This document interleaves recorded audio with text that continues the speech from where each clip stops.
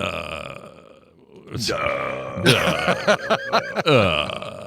here it is. For real, it's working now. Okay, here we go. In 3, 2, 1. 2 of the horses run off, but that pinto you're riding hung around. You got no idea what they were after? Nope. Offend anybody lately? Not for 5 years.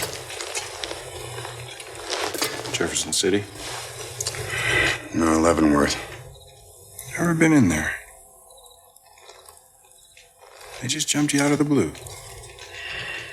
I had to get up anyway.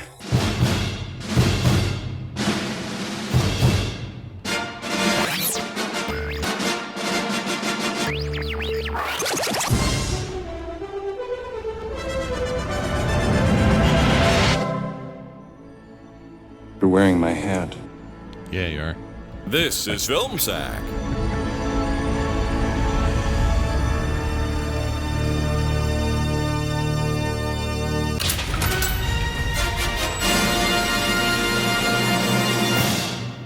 Oh, sure.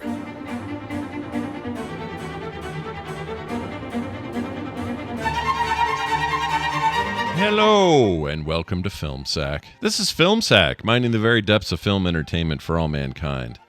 This is episode 643. I'm Scott Johnson, joined today by Brian. He bases everything he does on good or bad luck Dunaway.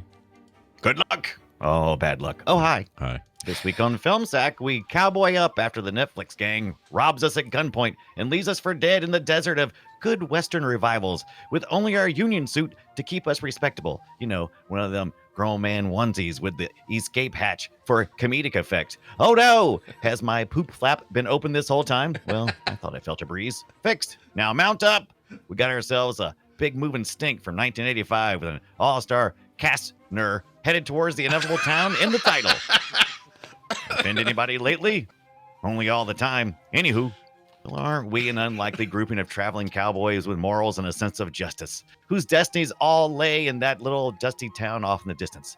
We got the lucky horse smoocher, who is on a quest to reassemble himself one horse, hat, and gun at a time, the gunslinger who can kill you with his horse, and perhaps loves his family a little too hard. It's kind of creepy. The little brother who is definitely going to get us all killed one day because he going to kiss the girl.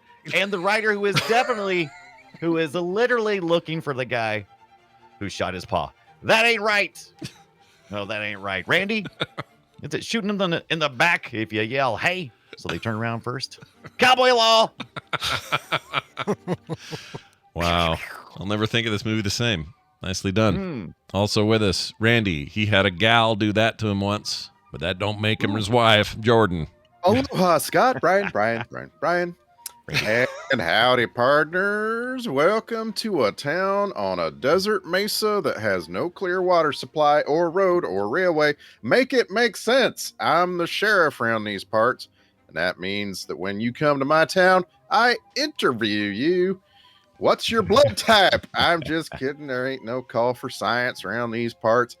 There may be some cannibals in town, though, so try not to get killed close to the icebox. And in addition to that fine piece of Western wisdom, I got 3 more for you. Number A, always have a man who's good with a rifle stationed on a ridge nearby. That's just good planning. Number B, that man who you stationed on a ridge nearby should also have a helper with a rifle on a different ridge, and so on. Basically, you can't do anything around these parts without an infinite amount of backup. Number C, given that it's the 1880s, you ain't gonna meet any women. Well, you gonna meet a few. And when you do, you got to get right to business, if you know what I mean. If you don't have them popping out babies every 10 to 12 months for their entire adult lives, in the future, we won't have enough men to do all that backup shooting. And making babies is fun. Go on now. Yeah, it is. Repopulate that world, boy. Also with us, and finally, Brian. He only drinks the good stuff with very small women ibit. That's so true. All right. So for this one, all right, I'm going to do something a little bit different. Great. I'm scared. All right. Yeah. First time I've ever been able to do the entire main lyric without any editing. That was one sitting. Usually it's like, ooh, I like this take better. I'm going to use this verse from this take or this part of the chorus from this version, from this take. But that one was one, and it was the second take. It was basically, I wrote it, I sang it, I said, let me try it one more time better. Did the second one all the way through and was like, perfect. I feel like we should have been able to guess that what's a good word that rhymes with Silverado, and that would be Colorado. And why none of us thought of that, I don't know. That's amazing. You totally surprised That's why me. you get I paid stayed away big from bucks. I stayed away from Desperado because of Randy last week. I said, Well, well, I'm that's not what going to you use was that. Silverado. Yeah. I feel it was coming, but it didn't. Yeah, that's amazing. Wow. Top shelf. Once again, here we are talking about the movie Silverado. And look, we got a fake Fletcher, but it's a fan. And here's what they had to say this week about the movie Silverado. Silverado. A misfit bunch of friends comes together to right the injustices which exist in a small town. That's right. I said friends comes together. God dang it, Peyton. The grammar on IMDb is atrocious. Nice. I don't have a name for that. I don't know who that was. No, really. Yeah. It's like an Anonymous one, but I loved it. And if they want to write in and tell me their name, I would gladly give them credit. But yeah, you're talking about the 1985 movie I Took a Girl To. Her name was Amy. I took a girl to. I love how you make it like that. Yeah. I took a girl to this one. It was a very early date. Like I hadn't dated much. I was kind of young still, and I was. We know you took her to Silverado. We get it. You I took her to Silverado. We doubled with some dude and a girl named Lori. I don't remember the guy's name, but the girl he was with was named Lori. You can name Lori, but you can't name the girl you took. No, the girl I took was Amy. Her name was Amy. The guy that went with us, there was the other, dude, the guy that asked Lori out. I don't remember his name. I have that's no good. idea. That's a good job. Yeah. You weren't planning on dating him. Yeah. But ironically, all these years later, the only person of that group that I still communicate with occasionally is the Lori person who was like I wasn't even at all like friends with at the time. But anyway, we went and saw Silverado in the theater, and I'll tell you what, left a mark on me. I love this movie. Yeah. I'm not going to have a lot of bad things to say about it. There are things that don't hold up. There's some time that's passed. There's some better filmmaking techniques these days. I've apparently even adopted a small accent as I'm describing this. Yeah, sure. Howdy do. Didn't mean to do that, but yeah. Since you brought it up already, the transfer, the conversion of this film onto Netflix was atrocious. Not great. I was so disappointed with the video quality. Yeah, it could have been better. Really grainy. Yeah, it could have been better. I don't know if they took the videotape version of this and they transferred it is what it did. It's yeah, grainy. which is where I've probably seen this movie. I can't even tell you how many times on VHS, and this felt like I had just blown that up a little bit. Yeah. And look, in the day, this was really a big, dynamic, sweeping film with pretty amazing audio and video, but when your transfers from the 80s and you really haven't done much to spruce it up, it's like, meh. The audio still holds up. The audio still shines through, even on this Netflix transfer. But yeah, the video stuff, not as much. Yeah, which is a damn shame because it was filmed all over New Mexico. If you've seen Oppenheimer, you've seen where this was filmed. Yeah, right. It's just like the same exact locations. If you've seen all sorts of westerns from the 80s and 90s, you've seen where this is filmed. Yeah, that's true. As a matter of fact, our Chick in the Bucket is somewhere in this town because they used it for Wild Wild West. That's right. Somewhere in there is some girls laying there going, "Help me!" I guess she was later, but yeah, The Fly. What happened there? You know what I found out the other day? Sorry, you said that the co-writer of the movie The Fly, is some. Let's see if I can find it. Hold on. I'm sorry, you brought this up, so I have to do this. No, bring it. Hold on, let me find it. Because I cannot remember his name and what the significance is because my brain hurts. Let's see. Is it 86? No, it was the 1950. No. What's the... Oh, Vincent Price, right? Boy, you're Vincent jumping Price. decades. Right? All right, here we go. I can't find it, but there's somebody who wrote that went on to be... Oh, I know what it was. No, I don't. I don't know what it was. Damn it. Somebody wrote for this. Oh, Hyperion. That's who it is. So I'm reading this book, Hyperion. And so George Langland... wrote that book. It's considered like top tier science fiction, although I haven't seen it. Agreed. I totally agree. And he co-wrote The Fly, the original Fly. Yeah. So that was a dumb side note, and I'm really glad I No, took it's a it. good side note considering we got Slick here. We've got got a Fly connection. So Yeah, that's true. You do have it. That's funny. I didn't even think of that. That's a weird combo. Oh yeah, right. James Clavell. Right there you go. So James Clavell was the screenwriter Right. of the original The Fly. Okay. Yeah, which is crazy. Jeff Goldblum was here, and we've watched that. Right Oh, look what a weird way to bring it back. Yeah, I love it. Being all skeevy with his hidden guns and all that shit. Golly, and his giant shoulder pads. Holy cow! Yeah. I think Holy this is cowboy. my memory of Goldblum begins here. I know there were things before this, but I don't. But as a young person, this was it. It was like, who is this guy? I'm gonna see That's him again. interesting. That's really, really interesting. It's like a rare sighting for me. Like I'm sure I had seen this movie or bits of this movie in the past, but like for all intents and purposes, this is my first viewing where I sat and watched it from beginning to end. Yeah. And it still feels to me like not important somehow. Like I don't understand how either because like the cast is incredible. You mean Goldblum's role in this is not important, is what you're saying?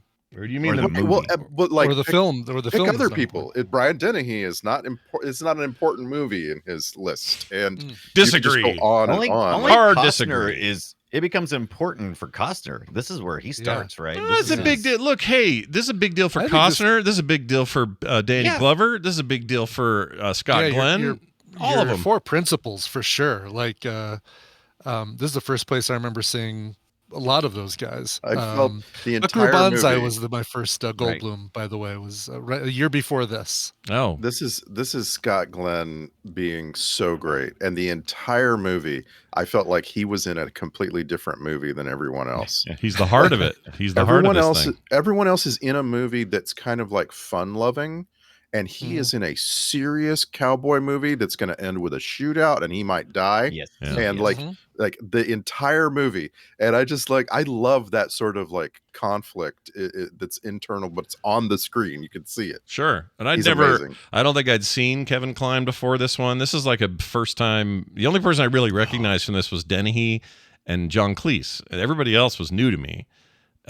Even Scott Glenn, who had been in The Right Stuff prior to this, I think. Right. I think I have that right. I think, well, maybe not. Anyway, to me, this is where it begins, and where every time I see him now, I go, "Yeah, dude." Silverado. Kevin Kline. First time I really noticed Kevin Kline was A Fish Called Wanda. Right after this, but here, this is man. He's the heart of this movie for me. Yeah, he's the only thing I'm hanging on to. He's the one who kind of goes through the most of a journey, right? Like he's sort of trusting his buddy Cobb, and but kind of keeping one eye on him at all times, and then really has to do the thing where he has to go back on this guy that he's kind the of only crime partner with to take him out to become the new sheriff. Right. He's the only one that has character growth. So I mean that's the reason why I glommed onto Payton's character, because Scott Glenn is everybody else pretty much is the same, stays the same. Move. Maybe not character growth, because I think they all grow. I think Danny Glover, with the loss of his father, big turning point, big growth point for him. Right. But I think I know what you're saying. Like he has the windiest path as opposed to the straightforward path that the other characters. By the way, thank you for just not hammering the trope button. It is just a list of Westerns tropes, like where we're going, like you killed my paw.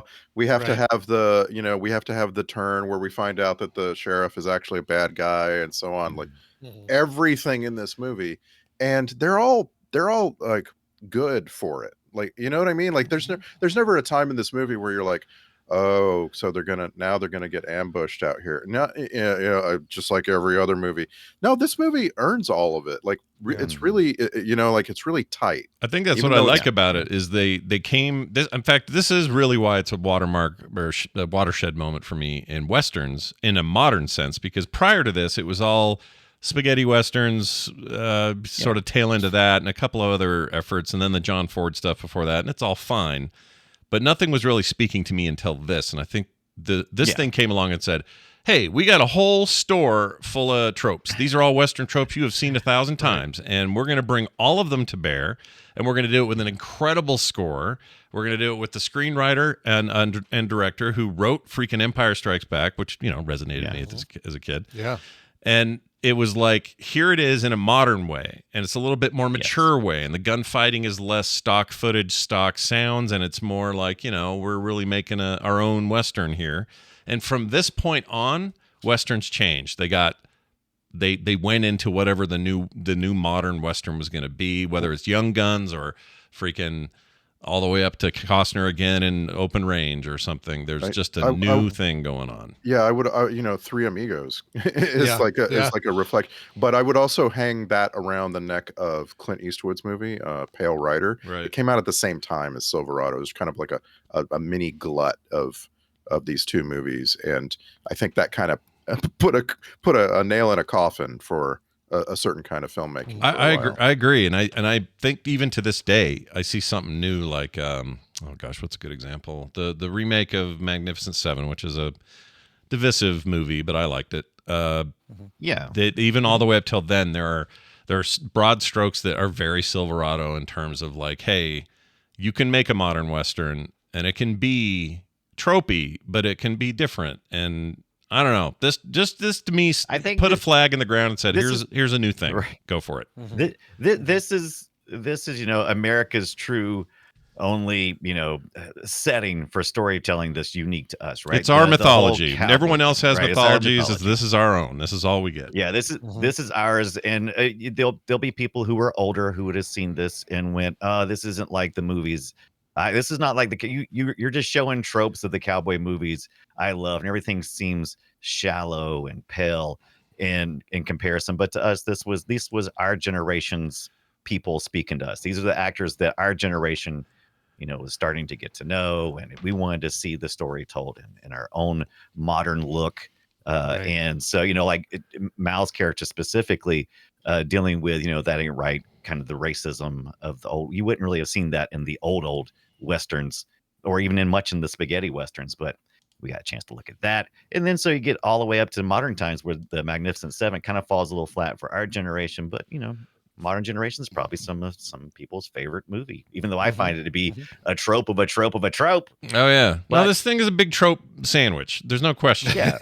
Like I may as well just do this once, and then for the rest of the show they'll come up. Yeah. It's fine. It all applies, right? Exactly. Yeah, and they really do. I think a pretty deft job. Although there's a couple of holes in this, and we'll get to those. But they do a really good job of balancing like 5 C stories. Like they really do.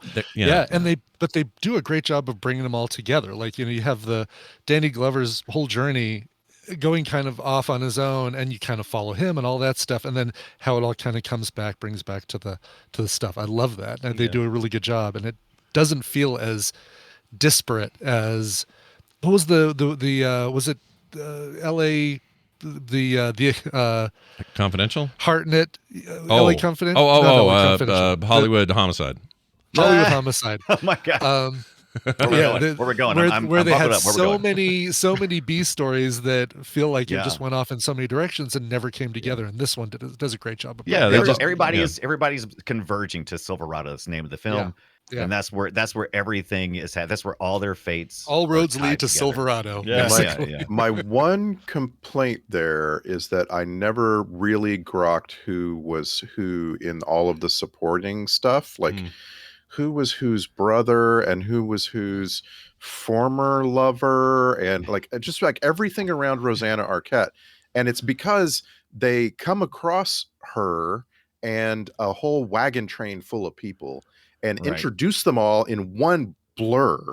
And then I'm never really like sure, like I have no doubt when I see Danny Glover's dad that it's Danny Glover's dad, right? Right. Yeah.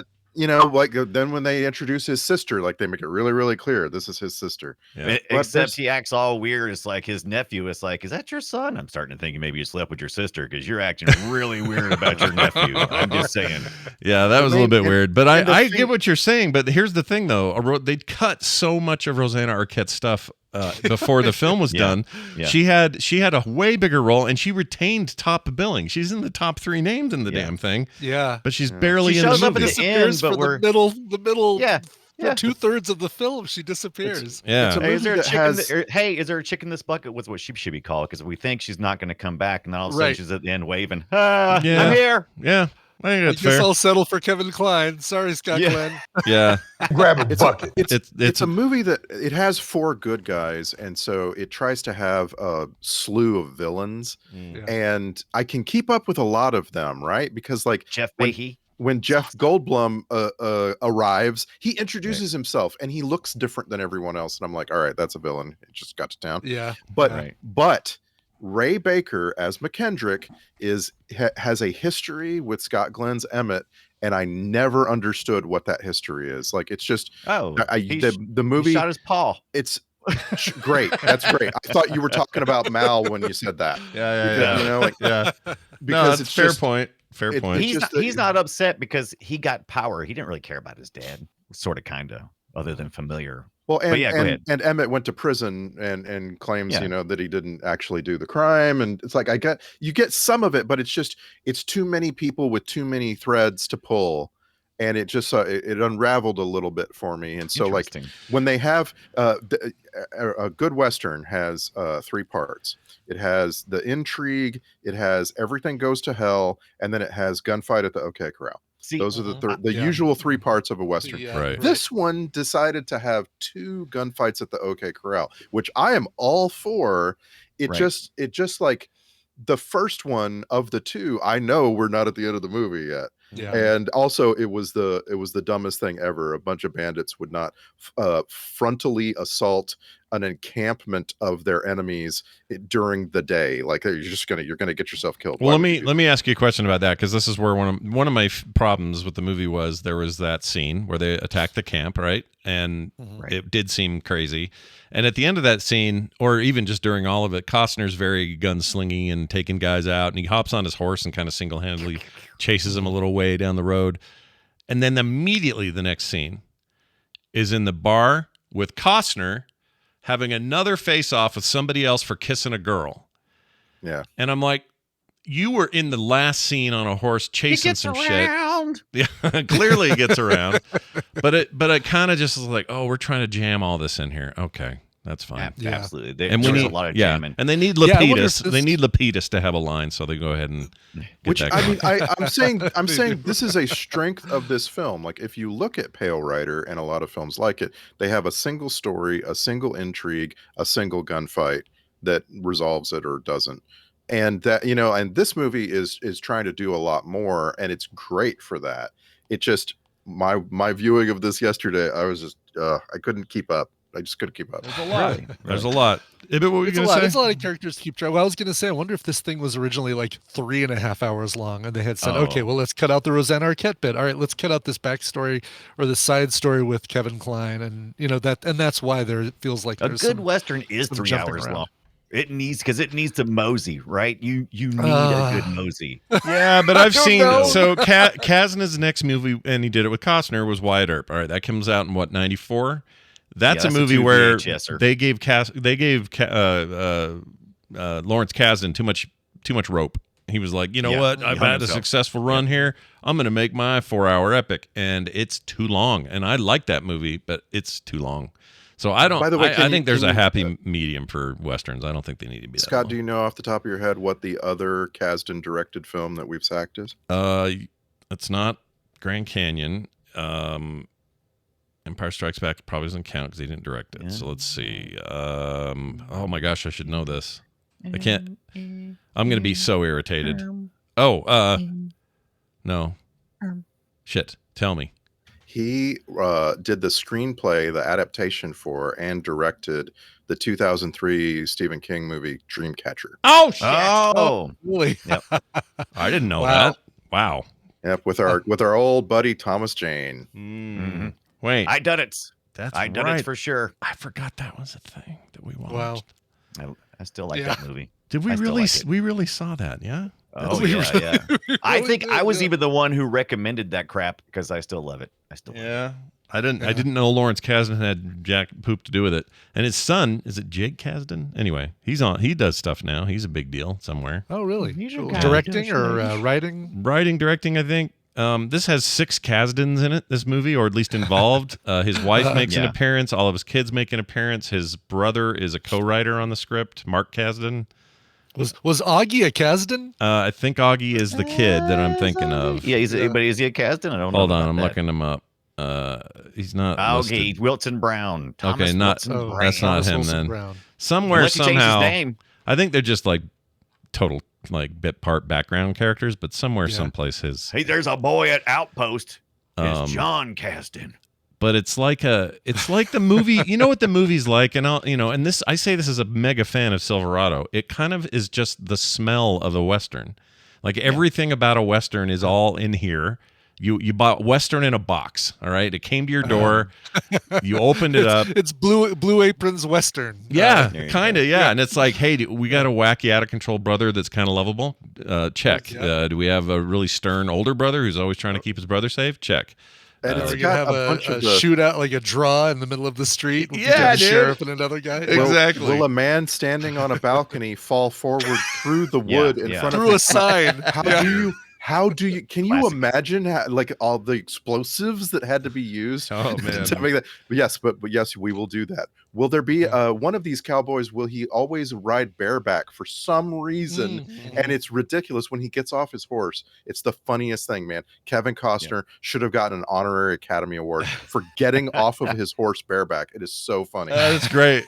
It is pretty great. Like, there's- all that stuff there's a- is in here. There's a scene where Kevin Kline, and by the way, for me, Kevin Kline is the one who doesn't belong. He just he doesn't fit for. Really? I'm used to Kevin Kline in French Kiss. This is and a star. so stuff. This is a star-making role for him, though. He's great in this. He's Kevin great, Kline in this. but there's a shot early on where he reunites with his stolen horse, and to make a show that they're buddies, he's kissing the horse. Yeah. And he says, "Can't you see this horse loves me?" And Right. he's got the horse by the bit and he's pulling it into his mouth, and the horse doesn't really look like it loves him. it's just funny. I mean, other than that, what do they do? Like put peanut butter on his lips or something? Probably I bet he'd be that. down I for wouldn't be that. surprised if I'll they do did it. that. Yeah, that That's horse how he is got BB Cates, actually. that horse is always down to clown. But this is kind of a late. I mean, he'd been working obviously, but Kevin Kline's, he started late.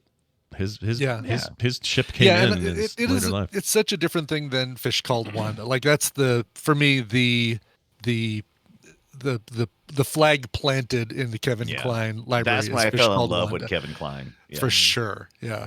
And And rightly so you see so. him in other Amazing. things like this. It's like, okay, all right, it's it's Otto, but he's a Western dude, or it's Otto, but now he's in a Shakespeare play, or He's like a man of mystery in this film, because you keep getting little bits and pieces of his backstory along the way, and I just loved them pouring that into Kevin Kline, because he has this ability to take the shape of whatever is being poured into him, and I felt like he did a great job. He's the moral center of it all. He's your guy that has seen some shit and He's been the on the wrong hesitant side hero. of things, but he's always kind of had some integrity, and now he had to really test it. Like, here's his chance to really test his integrity. And he's the dog guy you'd have a story. beer with out of all four of them. Like he's Scott Glenn would be weird and brooding the whole time. You're right. Danny Glover's looking for the man who shot his paw, and and that's why he gets the scene, my favorite scene in the film, where he and Linda Hunt are filling whiskey bottles, because you could imagine them having a sort of a nearly romantic discussion, and like getting along, and like it's just like he's the everyman. And I just said that Scott Glenn was the most endemic to the film, and I think he is. But Kevin Kline is the guy who has like the most to offer in terms of like range and stuff. I just feel like, for me, Kevin Kline is a goof, right? He made that, what's that movie? Is it the movie where he's a teacher that realizes that he's gay in his 30s or something? Oh, I like that. What was that called? In and Out. Yeah. Yeah, and so for a new generation, he's the Mr. Fish Odor guy in the Bob's Burgers show, and exactly. And so like there's a little bit of a I don't want to call him neurotic, but there's just a little bit of a comedy element to his other films that he, I can't help but see here, and the film Oh, doesn't need it. well, the film, I think it does need the comedy. I was a couple of things I was glad about. This movie, I was a little worried because I don't like watching westerns typically because it's a big emotional investment. Because typically, you go along, something tremendously tragic happens to motivate our characters to, to continue seeking revenge. And it didn't really happen. I mean, Mal was a little lost, but we only saw his dad for like 5 seconds. So it's like, okay, it's sad, but he's got his sister, and Right, he never breaks down or anything. He's been and so- disconnected from his family for so long, Yeah, Right. that it's Yeah, hard for you to really have the emotion that you're Yeah. supposed to have. Yeah, I get that. Right. So it never falls there. So I was glad. I don't even know how Scott cried because I was like, I just felt good the whole time. Even when they went into town and nobody died, I was almost 100% sure that you're gonna kill the young plucky Jake character. I'm like, oh, he's dead. This is Yeah, how this is how legends start. The crying Scott Right. was a part of a song in this episode, and there was never any crying. I think now it's once it's said twice, it's canon. It's Right, official canon. Yeah, never actually cried during this film back then or now. So just want to clear that up. Okay, so what would be the scene where Scott cried? What's this? When crying part? Augie says he fell off a cliff and died. There you that go. was There great. you go. I love how that was like. There's no way. Like there's like Jake fell off his horse and off a cliff, and you're just like, no, he did. No, No, the audience- if there's the no audience way doesn't see it. exactly. If We the audience cut doesn't that see it, scene, it didn't happen. but it happened. Yeah, trust us on this. That actually really happened, and Right, yeah, that was all right. bull crap. But I, there's nothing in this movie. That's the thing about it. I realize that the emotions they get out of you are mostly artificial, and part of the trope of old westerns where those were also kind of artificial. If anything, it felt like a tribute to the old school John Ford era, but with a more refined acting and less stage acty and things like that. Right. We're 10 years away at this point. No, not even that. Let's see. This is 85, so we're like 7 years is all away from Clint Eastwood's, seminal Unforgiven. And Unforgiven is another one of those moments where you're like, oh shit, we can do this with westerns. All right. But you say it's artificial. I don't think it's unearned, though. I think that, that it's the emotion, everything, even though it's based on tropes that we've seen a bunch of times.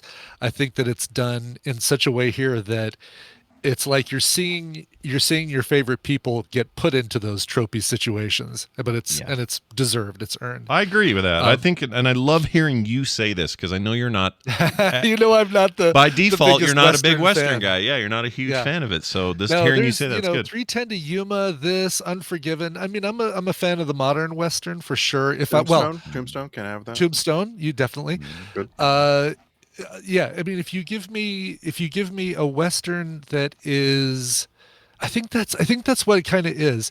I feel like you go too much further back and you are just seeing the tropes you've seen so many times done better in more modern films, and the people who love those older Westerns saw those first when those tropes were being introduced, and now we're seeing them being done, with actors that we follow and characters we care about, and in a modern style and cinematography that's top notch, that sort of thing. Yeah. So going back and seeing older Westerns, it's like I've no interest in going back and seeing those same tropes in films that aren't in my that I don't connect with because of the actors or because of the. Right. That's By a the great way, way of Hans, putting it. That's a great way to actually clarify kind of what I'm getting at, which is I don't really like those like the old Westerns just don't do it for me.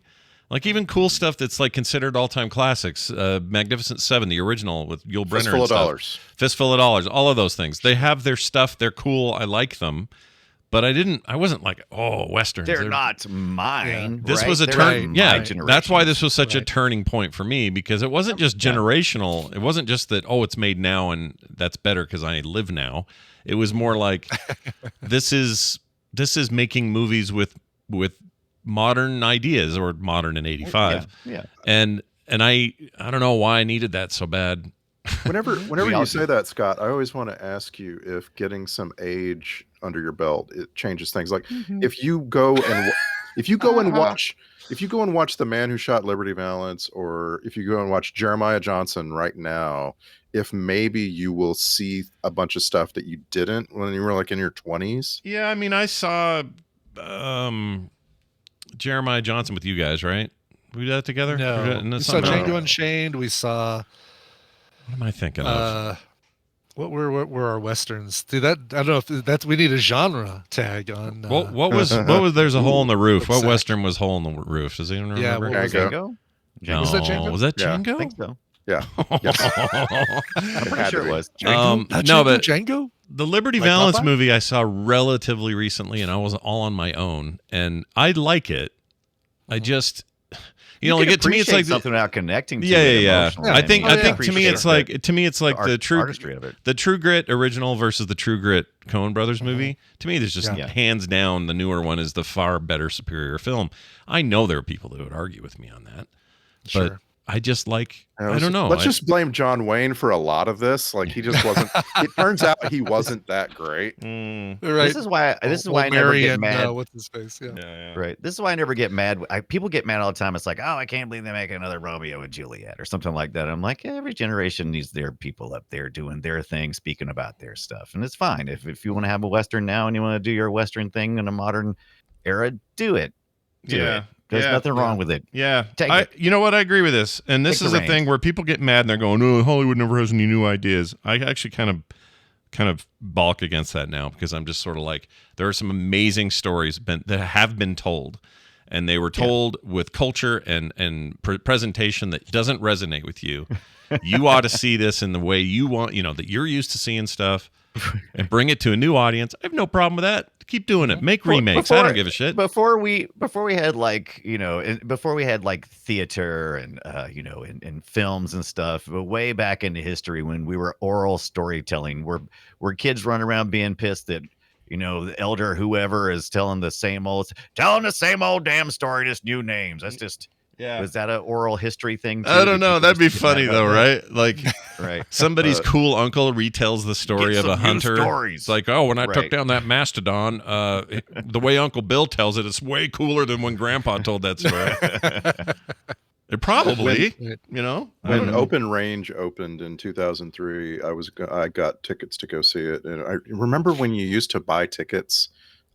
You'd At the stop, theater. you'd stop by the old theater man. on the way home to buy Old man tickets Jordan. for the next day for a specific time, and like Mhm. anyway, I called my friend Chris and I figured he would really enjoy going to see this Western with me, and he was like, "Is this about some Montana free rangers?" And I'm like, "Yeah," and he's like, "I'm so tired of that story. I don't want to go. I don't need to go see that." Wow.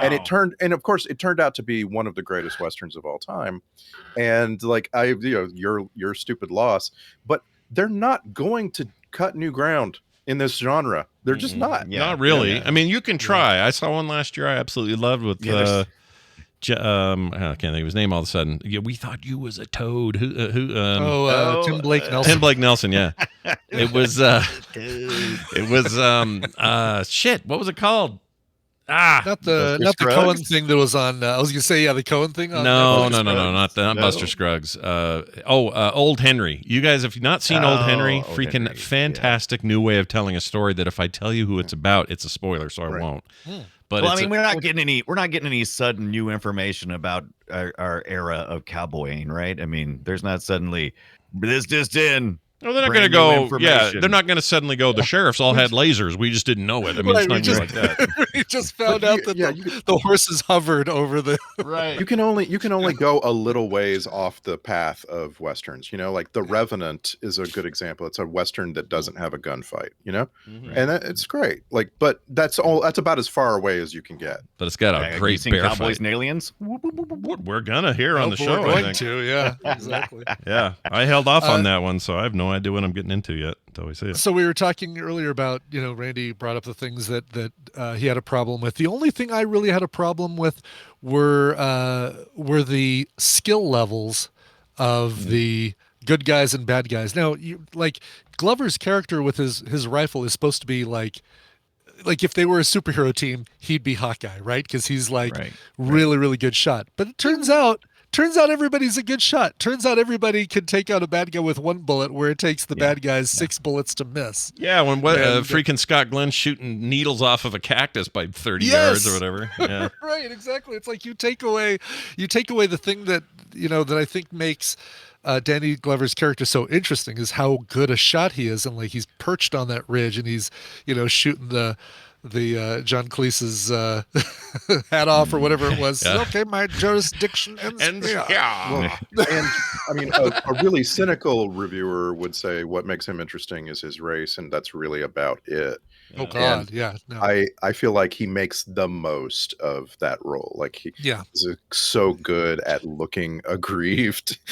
Right. Yeah, and it does this thing. It does this thing where, again, I don't know why I think this is important, but I'm going to say it. In 1985, it was important for me as a young person seeing films and seeing race talked about in films. This movie was big for me because it was this time where I went, all right, I understand the history. He's a black man post-Civil War. Nobody likes him. You're not welcome here. I mean, we were, that's where we were at. And Carter, the freaking bartender, is a total a-hole. And, they're portraying it all the way I expect. And then two things happen. One, the sheriff's like, I don't like that word, Carter, after he says the N-word. Yeah. And I went, yeah, that's right. You shouldn't like that. That's some bullshit there. That's some real dark business. You shouldn't be saying that. That's some BS there. But then he's like, we got a little dose of like institutional racism where he's like, yeah, but you can't be in my town. This is just, it causes too much trouble. It's not about your race. You just can't be here. And this is coming from a British guy who doesn't have the baggage that, a lot of the slave trade here in the States did after the abolition of slavery. So you have all of that stuff going on. And at the same time, you have these two white dudes just having dinner who stick up. Just don't want to be involved. Yeah, watching it all kind of go down. Watching it go down, but they also are willing to speak up and say, that's not how that went down, Sheriff. We saw it. He's innocent, I don't all of that, for whatever reason, was one of the great race lessons of my growing up.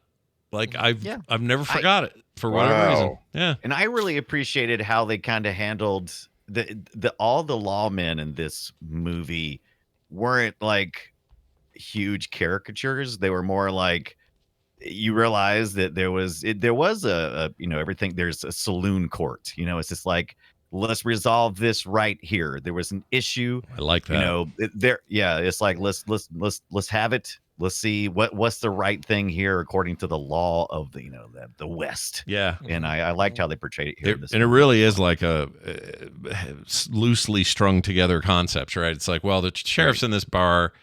The bar, you're about to have some shit go down. These guys took his guns, and then he went off and punched everybody. Like, who's actually at fault?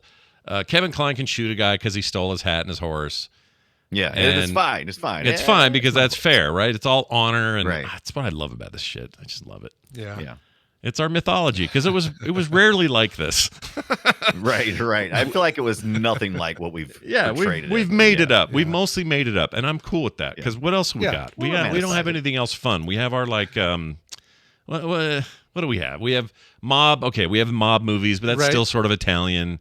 But in both cases, and it's an interesting comparison, both cases we've created this mythology around it. We've created all these tropey things, and every movie adheres to those tropes. It's like it's like how all right, the lore of Dracula and all these things, like how vampires can't see the sun and stake through the heart and all that. They glitter and I was gonna say, and why when something says I'm gonna change it and make them sparkle, right? we all like rally against it. Yeah. Exactly. Hell no! It's because we all love that lore and that mythology that's been created around it, that every director adheres to, every writer adheres to. Right. But someone tries to buck the system and change it.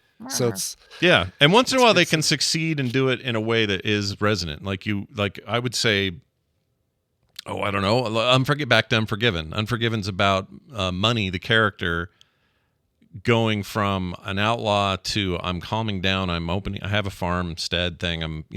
I got kids. I'm a guy who's going to try to do right, even though my wife's now passed. I'm this and that and the other. Then he gets roped back into his old life inadvertently, really, and he kind of resists it most of the time. But by the end, he is back to being a murderous mother effer, and it still works.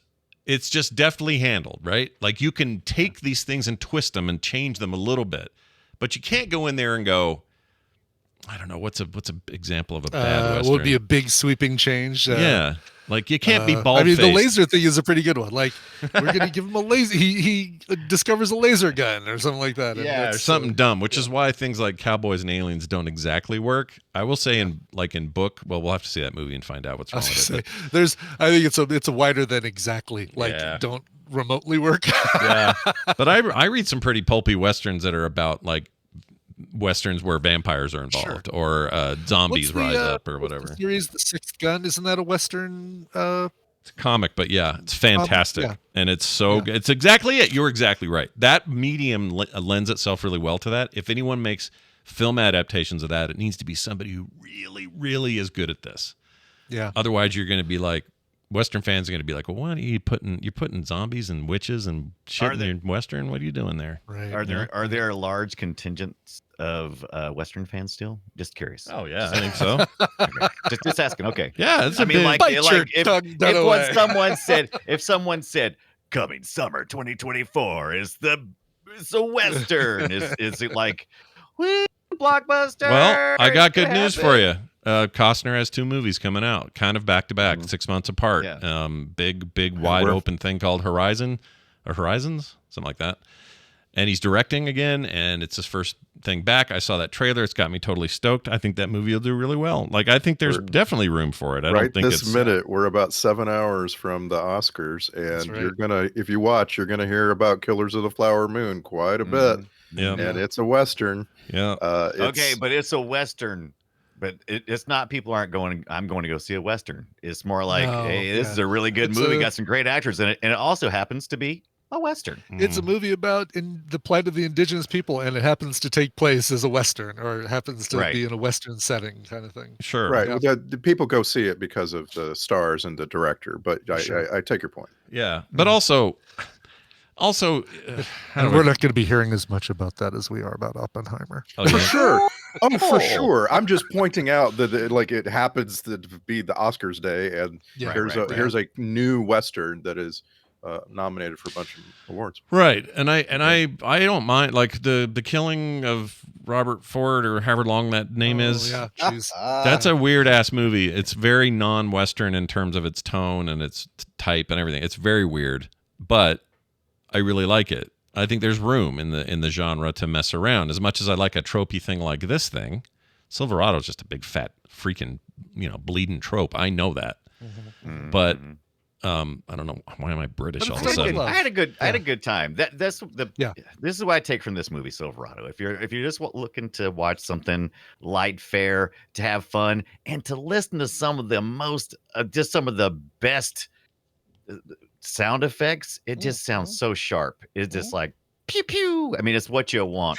I mean, it is what you want to hear. It's just so much fun. Well, you've really sold anyone on the fence about sound with your pew pew. I mean, because pew pew pew. It reminds me of Raiders, which also written by these guys, right? Kasdan. So, yeah, Kasdan, and it's just everything is just crisp, and it just hits you. You got to turn this movie up. I was watching this movie, and my kid was in his room. He didn't want to watch it with me, but at some point in the middle of it, he came walking in and was like, "Why am I hearing Star Wars out here?" Right? Yes. And I'm like, well, the music is aping on it a little bit, but you've got to understand, Star Wars music was aping on Westerns music, and that's really more of what this is going for. We'll talk about this later, but I just noticed that he came in and said Star Wars. He didn't say he was hearing anything else. Like, that's what he thought he was hearing. Because he heard here, I'll play a little bit of this here. He heard this going on. If I can find it, it was early on. Here it is.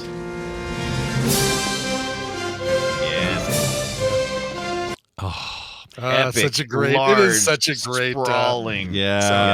Great score. Gosh. That's really good. Like, it gets me every time. Even this intense stuff, this stuff. When shit's about to go bad, like, they just know what buttons of mine to push, and they push them.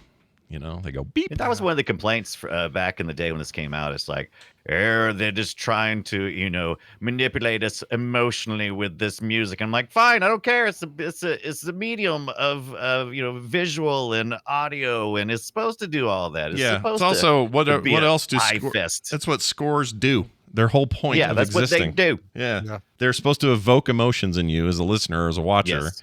And And this if does it's the done job. right, if it's done right along with some great acting, it just all mixes together and tastes really good. Yeah, and I also think it matters in a Western. Now, I say that, and I also think that No Country for Old Men, in some ways, is a Western. Yeah. Obviously, it's set in the 70s. It's not quite, but it's got a lot of Western tropes in it. That movie has no music, and it works really well. So I'm not saying it can't be done, but if you're going to give me a trope-filled Western, you best If you're pack gonna it. if you're gonna give me a fun Western, Yeah, if and you're that's going to what I give me feel like this is. gunslinging, flipping the guns around, putting them in the holster, looking cool shit, crank up that music, make it really cool. I thought, 310 to Yuma is amazing from top to bottom, but even a movie like Hell or High Water. Yeah, dude. Oh, I love those movies. Me too. They make you cry? No. I'm trying to think if a Western ever made me cry. Just this one then. Okay. All right. I think, you know what maybe made me, I won't say cry, but emotional was Unforgiven. That did get me, that took me places. I thought you were talking about a scene in this film. I was going to say that No, nothing made me cry in this. Lynn Whitfield's made me feel the most emotion when she does all of her great emoting of how she felt betrayed and how afraid she was of Jeff Goldblum when he comes in, Slick's character. Yeah. That was like some of the most impactful emotion feeling I had. I was like, oh shit, She was this great. guy's a real turd. She's really good, and that scene was really intense. By the way, man, I hated him for that. By the way, yeah. I'll let you know this is a fun Western movie, and by the way, because, sorry, I was just doing a Dunaway. Go ahead, continue. Yeah, if anybody ever got a gut shot, they're gonna die a painful death. They're not gonna end up happy at the very end. Right. During this time, you get a gut shot, you're dead. Yeah, pretty much. You could make it if these days, but not so much. You'd need some pretty immediate help. You would need antibiotics for months, and good luck to you. Yeah, there was a lot of I want to make sure hand-waving. we touch on a couple of the bit actors in this movie. If you're at all movie aligned with me, you recognize James Gammon. Yeah, there's a scene pretty early on in the film where a bunch of bandits are in a box canyon, and our good guys come along and try to steal back a box of money from them. Is And this the the leader one of them guys? I think it's 3 guys, and this asshole's one of them. Is that guy? Yeah, that's so good. That's James Gammon, and the reason if you're movie aligned with me, you know him is because he's the manager of the Cleveland Indians in Major League, and his voice is incredible. Just the greatest. Like, if you can go find him in other movies, please do. James Gammon. He was in Cold Mountain. Little role. You don't get much of him, but you get some. No, he's fantastic. I love that guy. You'll get no argument from me. And the other one, of course, we need to mention is Earl Hindman. Earl Hindman is so flash in this movie. Like, he's in one scene. You never really get much of him. Is he the God damn it? Are you Holly and Baxter? God damn it! No, that's Brian James, who I love. Okay, sorry. No, Earl Hindman plays JT, so he's like an associate of Emmett somehow. I don't know what they are. Brothers? I don't know. It doesn't. It's not clear. But I'm not sure you're talking about. But they show up. They show up at the campsite that gets ambushed, and they're about to have a dance. And Earl Hindman is standing out on the porch, and they say hello and everything.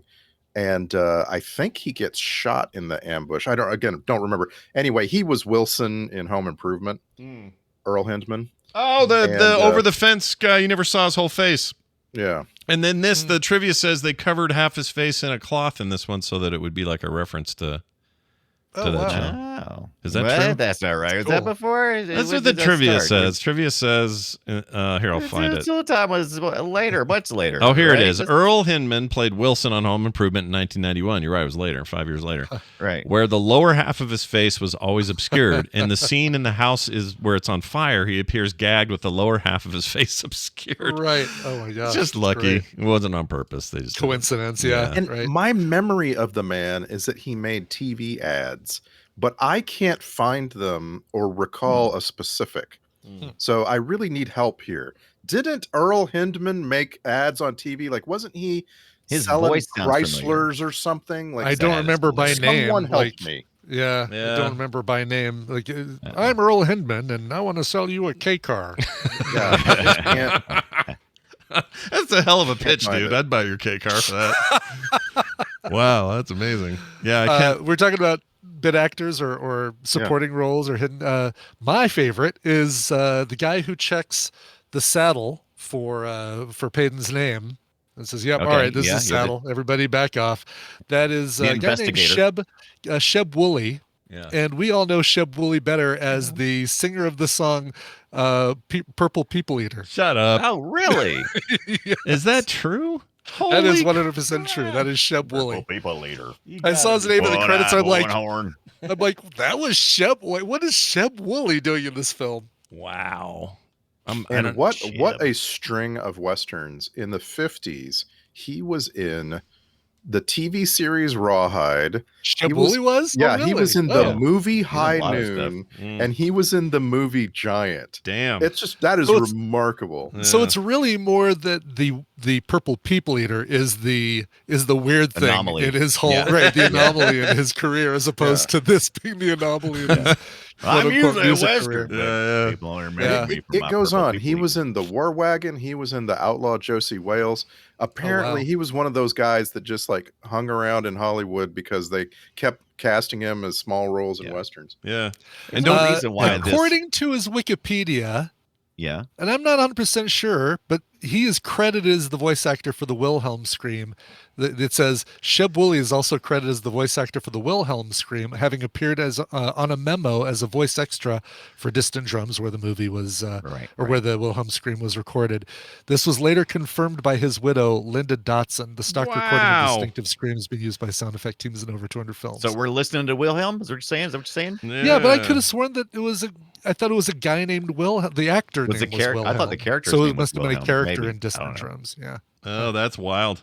I feel like that feels like unearthing some weird treasure Okay, here. yeah. According Yeah, some to canon the event there, baby. according to Yeah. the page for Wilhelm Scream, believed to be voiced by actor Sheb Woolley. So the guy who checks Wow. the saddle is That's amazing. Too bad he didn't do it here. Oh, No, that would I'm be glad great. they didn't. I'm glad they didn't. Every time Yeah, every this time is a before- movie abstains from doing the Wilhelm scream, I celebrate just a little bit inside. Yeah, just for little sure. pants. Yeah. It's like you don't need But to, this, guys. this movie has all of these. We've talked more about actors this time around than probably many films we've done in the past. And Yeah. one of the reasons why is because it did get some awards for casting, right? I think at least got An all-star nominated. cast. Yeah. Yeah. So Yeah. good job. Deserves And how is Glover the only person in the major tier actors that has never even been nominated for an Academy Award? Yeah, he should Like have. everybody else has been nominated and won, but He's been in good stuff. He should have. he has, yeah. Yeah, I agree with you. That seems like. I mean, Predator 2 alone is. I really liked him. Flight of the on- Intruder with He Rosanna takes Arquette. all the. Yeah. Oh yeah, I guess Rosanna Arquette hasn't been. Has she been nominated for anything? Maybe. She I don't has, know. yeah. She was nominated for Desperately Squeaking Susan. Oh, which is I a forget that. yeah. What? What about that movie? Holy shit. That was her big thing. This is also the was her theatrical film debut of Richard Jenkins. He plays the very small Yes. role of Kelly, who dies pretty Kelly. quick. Yeah. You showed us that. And Love Jeff Fahey's first film. Wow. God, I La- couldn't Lawnmower stop. Man himself. Yep. I couldn't stop looking at Jeff Fahey. He was just so freaking, just so gorgeous in this film. I was like, look at him. He's Perfect bad Yeah. guy, bandit looking, dirtied up Yes. cowboy Yeah, guy. Oh gruff Perfect. God, looking. yeah, they really made him look horrendous for this thing. I Yeah, wish love he it. had been the main bad guy, Yeah. McKendrick. Because like I Yeah. would have been Yeah. able to follow who was McKendrick. Yeah. McKendrick right. didn't look distinct enough. Yeah, No, he was very bland. There was He some a of that. bland man. I like one of my favorite things about Jeff Fahey is that, we have these connections like Lawnmower Man and all that, and that's fun and everything. But in my house, when my kids were very little, My house. Lost was on, and Jeff Yes. Fahey played that pilot, and his God, he last was so name good in that his too. last name was Lapidus in that show. Yeah. Yes. And so in our household, we still do it. Like Nick will come into the house even today, probably later this afternoon when he's doing laundry, and he'll open the door and he'll go, "Hey, I'm here," and I'll go, "Lapidus."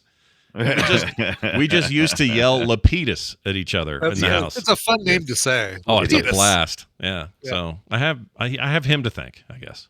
Yeah. For that. Yeah. Thanks, Jeff Fahey. Oh, there's There's one last thing I'll say about what I liked about this movie, and I liked that they stuck with the men of few words. I love the buys and the highs because there's no, there's nothing deeper to it than just this emotional. You have to read it on their faces of what they're trying to say. Even the most rambling man, which is Jake, has few words to say. They're like, you in a scene where he might start blurting out a huge explanation, he just says, "I kissed a girl." Yeah. That's the whole of it. Yeah. Didn't think I could take them two behind me. Like there's some great, oh my God, great the language scene like where that. he backs out of the tavern where he was hiding through those Batwing doors and then draws both guns at the same time and kills two bandits. That is a masterpiece of Western film. Well, it's what made, I think that's a scene what made Costner the upcoming dude he was going to be. And I guess there's this other trivia about he on set, him and Scott Glenn got along really well, played real well together, and just were friendly and all that. And the theory goes, or the trivia says, that Glenn kept calling him, "Hey movie star, hey movie star," like he would just refer to him as that, even though this is like this is proto Costner. Manifest that destiny. Yeah, and he did. Yeah. Now he's a big deal. So. Yeah, I don't know. To me, this is proto all that stuff, and it just feels good to see it again. So I'm really glad we did it. It's long, but it's not too terribly long. It's not long for a Western, but it's yeah, that's true. Real quick here, for set of Silverado. You guys mentioned it earlier. Some of the other movies that were done there. It was built for this movie. So this whole town was built for this movie, but then it got used for Young Guns, Wyatt Earp, also starring Costner, Last Man Standing. Not the show, the movie from 96. No? Oh. Talking about the Bruce Willis, which you watch here, right? Correct. Yes, that one where it's like set in the 20s or whatever, and the mobster one. Yeah. I like that movie. Lonesome Dove, 89. All the Pretty Horses, 2000. Wild Wild West, 99. Also starring Kevin Kline. Was in that. Nothing to say. All the Pretty Horses. Was he in All the Pretty Horses? Was he kissing all the horses? Well, he was in Wild Wild West. Just the pretty ones. I don't know about the horses thing. Okay. In the latter film, a reference to co-writer and director Lawrence Kasdan. Kasdan Ironworks can be seen on the side of the buildings over there, so that's pretty cool. That's great. Yeah, so I don't know. Stuff like that's pretty cool. Here's another interesting one. After working with Kline in this film, this is when John Cleese wrote A Fish Called Wanda and wrote the role of Otto specifically with Kline in mind after meeting him on set here. So you got that whole thing. Love that. Yeah, that's pretty great. We haven't even hardly talked about it. I think this is one of my favorite things that John Cleese ever did. I love this. Yeah, it's so good. It's tiny. It's small. It's a very small role, but just that my jurisdiction ends here is one of the greatest, funniest lines. Today my jurisdiction ends here, and then he starts to live in his pickup my hat, whatever that guy's name was. Right. Yes. He's really really funny. It almost felt like I don't know. Like the movie was lucky. I'd watch the Sheriff Langston TV spinoff. Yeah, I would too. Yeah, if it's as long as it starred Cleese. Yes. Yeah, and this is like Cleese is. He had multiple primes, but this was like his final prime, and final prime. It's just fun to see when he's playing. Sorry, John Cleese, if you're listening. And John Cleese is so serious in this movie. Like it's hard for me to take him seriously at first. Yeah. And so like John Cleese steps through the door and I'm like starting to crack a smile like, oh boy. And then he's just playing sheriff. He's just a sheriff. Sort of. I mean, he does play chess with himself. That felt like Monty Python. I love the chess with himself. The guy watching, the guy sitting there watching. It's great. Yes. That was great. It's like a dumb joke, but it totally worked. And it's partly because I think John Cleese just does that. But then he's funny when his jurisdiction ends here. But I would still take a straight portrayal. I'd watch that show. Hell yeah. Yeah. Oh, yeah. Or movie. I really appreciated that John Cleese was playing a straight sheriff and not like full of jokes. Like because the first thing he says is, "What's all this then?" And you're like, "Oh." But he's totally by the book kind of sheriff. And I just like it went from feeling like stunt casting to feeling like a very natural thing the way this movie did it. Yeah, you got to admit though, there's no chance in hell they didn't mean for that reference to be a Monty Python reference and people to get it. Oh, absolutely. Yeah. And I have no problem with that. Like when movies do that because you got your famous guy. I don't. It's fine. Yeah, just go ahead and live that life twice. I always say. Yeah. Finally, Is that what you're I had one other thing here. Where is it? In the scene where Augie tries to jump on Jake's horse and falls to the ground, the horse is wearing Jake's hat. This was Costner's idea, just because the cameras rolled to keep with his character's goofy nature. Kasdan loved the idea, and it stayed in the film. That was cute. And just a reminder, when he does actually land on the horse, he's coming off second story of a house. That would be such an ow my balls moment. In reality. For sure. Yeah. Do not attempt without a cup. Oh my gosh, can you imagine, dude? Costner cup. A Costner cup. A Costner cup. Remember from Tin Cup, he had one in there. That's right. Do you want to do some? Oh, we're gonna do. Oh, you know what grossed me out? Let me tell you what grossed me out. Oh, let's was take there a a thing guess. that grossed you out? Okay. That was the thing that grossed me out. Let's come back to Kissing the Horse, because that was right on the list. For sure. It was up there, but not quite. I'm gonna go. He spit that beech nut in that one-eyed guy's eye. I think that was. Gosh, yeah. Congratulations, you win. Yeah, there was no fake at that. Yeah. Right. Yeah, that was Costner spit, and that was a pit, and that was all real spit. Came out of his mouth. Even might have been, took a drink beforehand, but that came out of Costner's mouth. And when you guys all see Dune Part 2, and I know Bibbit has, I think you did too, Randy, right? I think you did.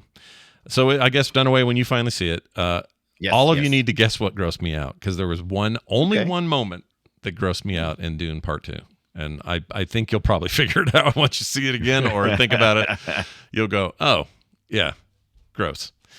Anyway, cool. Anything else before we go to the clips? You guys got anything else? That's about it. It's a good Hold on. I've misplaced my notes. That's okay. Oh well. My only other note was how many cameras got trampled by those cows in the the stampede scene. Oh yeah, dude. Oh my gosh. That was intense. All the shots of you put the camera on the ground and then have the cows run over them. It's like, oh. Yeah, that's rough. That's the other thing I will say about this. I'm never not impressed with Scott Glenn's performance in the cave when it's post him getting all beat up and run over by horses. I know it's not the same scene, but him getting kicked around by that horse and then, Mal tries to save him in the cave. Scott Glenn really sells that to the point that every time I see it, it almost hurts. It's like, shit, dude, he is so banged up. He cannot get up. He's sweating. He's got a fever, shaking. He's trying to save his brother and Augie and his family. And it's just like, dude, you look like you need ICU treatment is what you need. Yeah. He was definitely pulling a Rocky. Like, all I got to do is just want it bad enough. I'm getting back up. Yep. Yeah, there was a real vibe with that I was impressed with. Found it. So I have a note about the clip you played at the very beginning of the show. Yeah. So Kevin Kline mentions, or Kevin Kline and Scott Glenn mention a couple of famous prisons. Jefferson City, Missouri, the prison opened in 1836. So this film set in 1880 makes total sense. However, the prison in Leavenworth, Kansas did not open until 1895, about 15 years after this movie. Oh, man. They get their damn dates wrong. Yep. Inconsistent. Oh, there was also something with the Winchester wasn't an actual Winchester rifle. Or the one his dad had was accurate, but the one he had was not the one he said he had. Huh. I mean, no one notices that shit mostly, but it was something I saw. Randy does. Yeah, Randy does. Movie mistakes. I didn't really I looked a little bit for gun inaccuracies, but I didn't really see anything egregious. Yeah. The only egregious thing for me was that there was a gun shop in town, the first town, Turley, I think it was called, where Kevin Kline's character runs in, and and he's still in his underwear, and he just picks up a pistol and starts to run out with it. I'm like, I'll bet you a gun seller wasn't working like a jewelry store kind of situation back in 1880. But I don't know. I don't know either. That's a hard one because it's so easy to get a gun now. I don't know. You just reach into the glass and say, I'm going to take this one. I'll pay you in a minute. I do like that he stopped him with a letter opener or some shit. He put it in his chest. Oh, did he? It's not so fast. That one's $20 or whatever he said. Oh, funny. That was good. And it's a little nerve wracking to have a bullet go through your long underwear and just Oh, geez, right. Yeah. that's really close Right to to your the- hang right to Yeah. the down. Good flap. thing you got to hang low. Because Yeah. yeah. If your testes are in the wrong position. Well, and they had to another 20 years in those testicles, and he would have definitely gotten hit. they had to put some kind of squib in there to make the to Yeah, make the that's special true, effect. right. He jumped too. It was good. Yeah, it was good. He totally jumped. I like that stuff. I like when some of the comedy, like Scott Glenn faking like he's posse's after him and they're trying to get the money back, and Mal's such a good shot that he's almost hitting him. And And he looks back. He looks back. Yeah, that look back's Almost amazing. got a little too close. yeah, Scott Glenn it's was just hilarious. small good stuff like that. Yeah. Scott Glenn feels like a guy that just never gives halfway. He's just like Yeah. Everybody Oh, man. thinks he's David Carradine. David Carradine? Is it Carradine. Is that right? Carradine. Yeah, Carradine. Everybody thinks he's David Carradine. It seems like He looks What a lot was that like him. movie, the David Wasn't Carradine there a- Silverado. Yeah. I get him confused with Peter Coyote occasionally because they Okay. have a similar vibe to them. But Yeah. Both kind of cowboy dudes too. Yeah. Don't you think that Scott Glenn is a little more famous than David Carradine, or like a little more higher tier? Well, he's I don't lived know what the- certainly lived longer, but I think Carradine got a big bump from Kill Bill 1 and 2. I guess that was a big Yeah. whoop for him. And then how he died. and was- then then he how he died really put him on then the he map. Hutchinsed himself basically. Yeah, there was a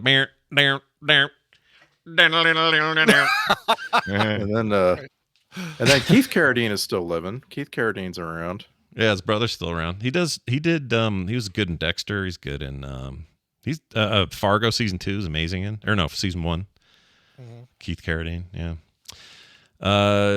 Point is, this movie's great, and there are a lot of good people in it, and you should see it. It's on Netflix, which lets you watch things at 2.5 speed or whatever it is. So if you're lazy Wow. and you're lame, Jesus, you can do that's it that way. ridiculous, though. I know. Well, I don't think it's 2.5, but whatever it is, it's some number. And we had a listener write in and say, you guys need to do more Netflix stuff. It lets us do this at like 1.25 or 2 speed. And I'm like, That's a horrible reason No, for us to don't do do that. Netflix stuff. yeah, I'm not going to do that. Watch Maybe- movies at Tell you what, 1.5 we'll do that. speed. We'll do that if you get approval from David Lynch and say, "Hey, David Lynch, I'd like to really watch movies at 1.25 speed. What do you think?" I think that's an effing terrible idea or whatever he's saying. Exactly. If he doesn't want you to watch it on a phone, he doesn't want you to watch it at high speed. Oh, man. Where is that? I haven't seen that video in a while. I need that in my life.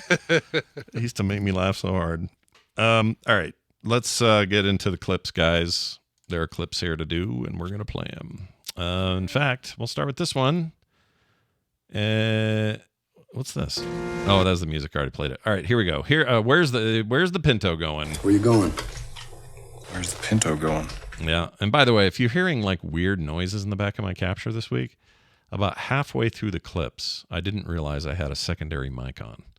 And so every time I would record something, you would kind of hear any keyboard things I was doing or any of Oh, that. funny. So hopefully it's not too bad. All right. This is an old, we're getting right to it. Brian Ibbott's date when you were on. right off the bat. Yeah, Jeez. prom date. She was trying to order the most expensive hors d'oeuvres on the menu.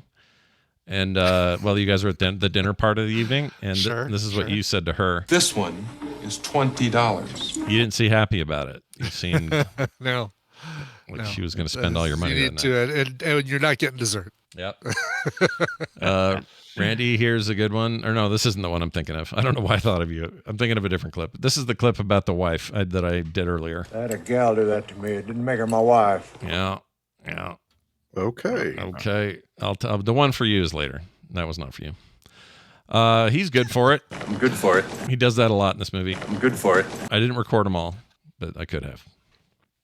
Lapidus. Where's the dog? Yeah.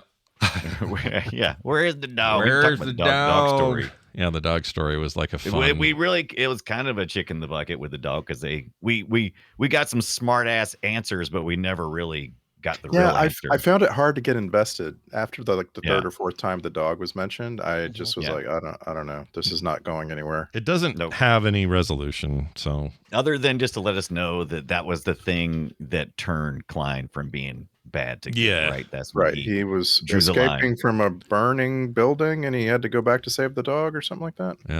I think they were shooting the dog, right? I can't remember well, now. somebody See? shot the dog.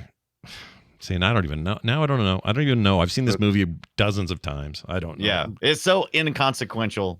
It's worth forgetting. It's worth just cutting out of your brain, you know? Yeah. Yeah. Just knew he was not long for this world. Baxter, Holly, where the hell you been? You're late, and I tell you, I don't like it. It's a bad start, boys. I got my people down there throwing snowballs and raring to go. I love him, dude. I'm just pissed off all the time. You guys are late. What the hell's going on? God damn it. Pop Pip. They shot Paul. Love this bit. Oh, here he is again. You're not Baxter? Name's Emmett. You're not Baxter either. No, I'm not Holly. God damn it. God damn it, they ain't Baxter and Holly. Hey, Baxter and Holly. I love him. Where the hell is Baxter and Holly? All right. Easy there, So buddy. good. He's so good. Long time with no bed and no whiskey. Haven't had a drink of whiskey or slept in a bed in 10 days. Well, that's a lot. 10 days, no Wow. bed. No bed, No 10 whiskey days? or That's bed. a lot, right? That's a lot. For me, it is. Yeah, I'm trying to think. What's the longest you guys ever stayed up? How many days? Ibit, start with you. Oh, You're a geez. party animal. You probably went to Oh, I some thought concert. you were asking how the longest you've gone without sleeping in a bed. Which No, I just was gonna- sleeping, I was period. going to refer to some of my, camping excursions when I was like 17. But like sleeping period, like what? Like Really just 48 hours. Just those Vegas overnights or the Coverville when I did the marathon, the Coverthon.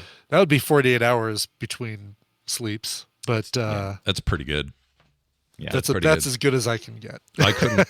I don't think even in my Same- best same. years I could do better than that. That's pretty strong. Same for me. It was in high school. Actually, we were had a psychology class, and we were looking at how sleep affects people. Yeah, so probably a bad idea. Psychological high school teacher, but yeah, 48 hours. Yeah, that's a fair point. That's about as long as I ever did, but I can't remember why or what I did, but it was about that. And it was with friends, and it was probably in my 20s, and I don't remember. Yeah.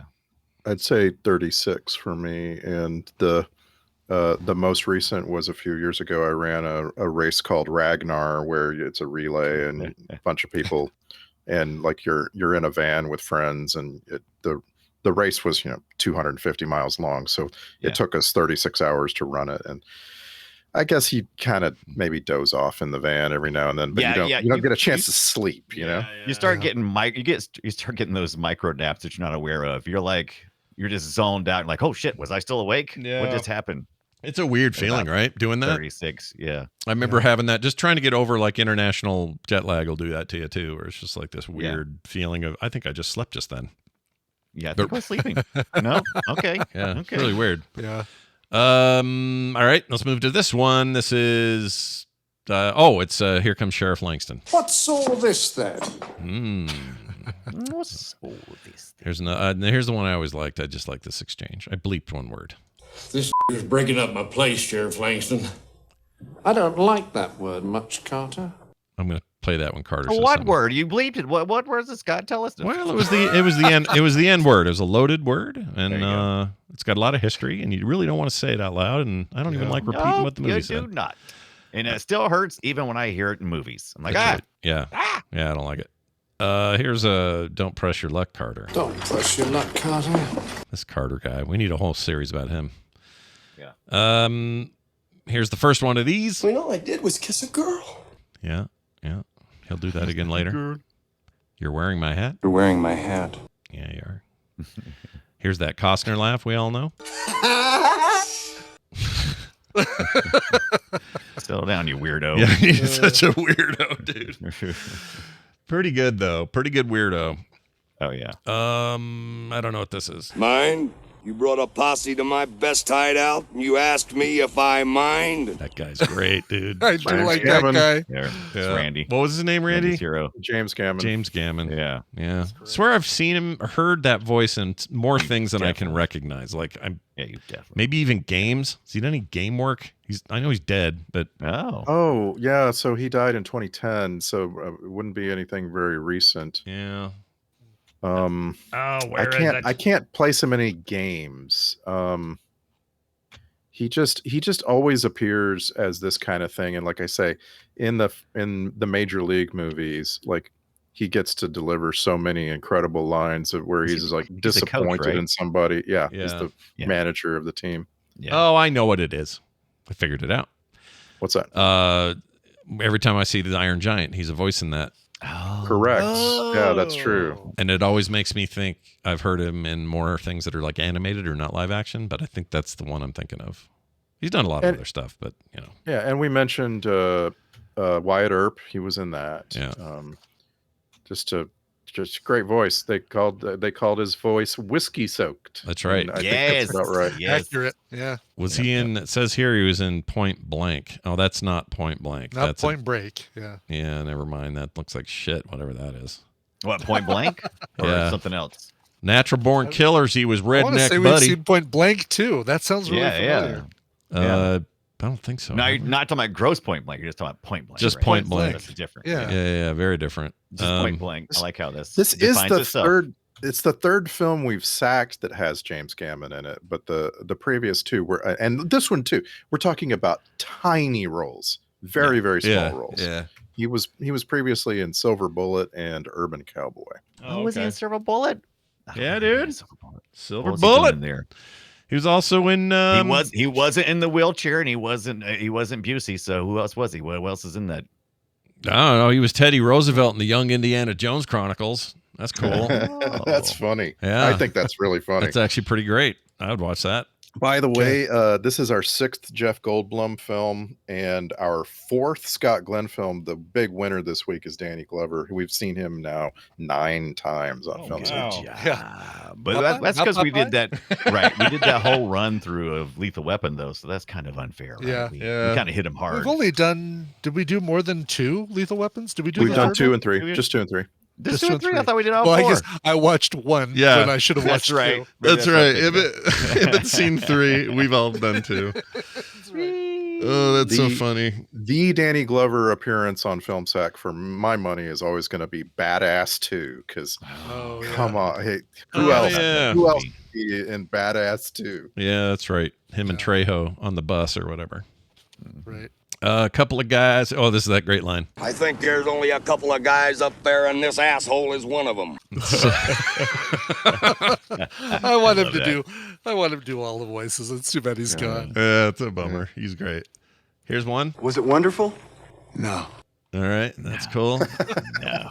I don't remember what the deal was there.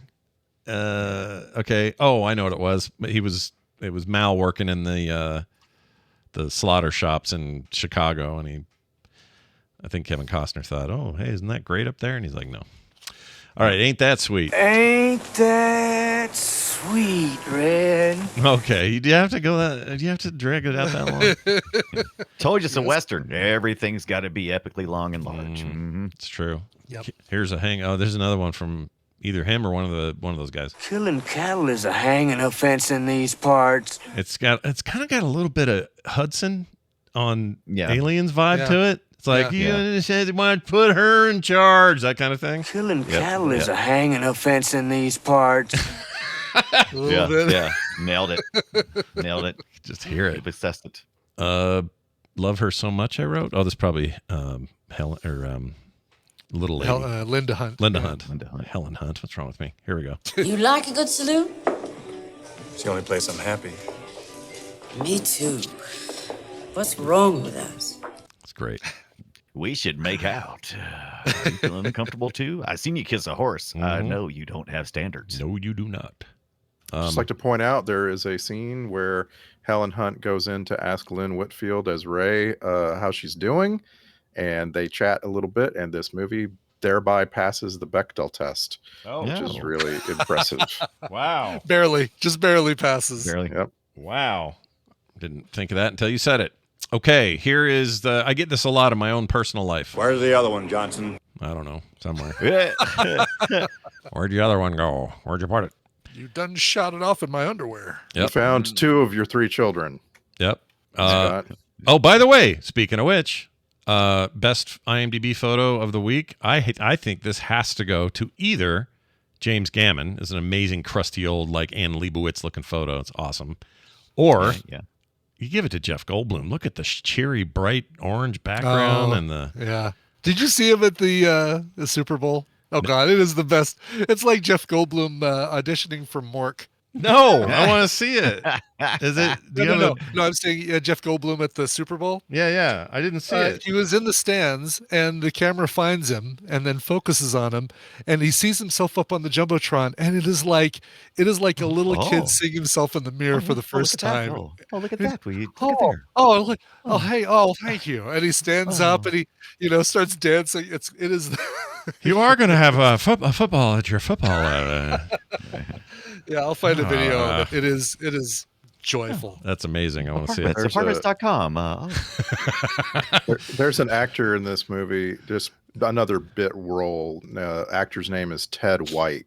If you go way down the cast list, his IMDb photo is him doing stunts in, I guess, a Friday the 13th movie.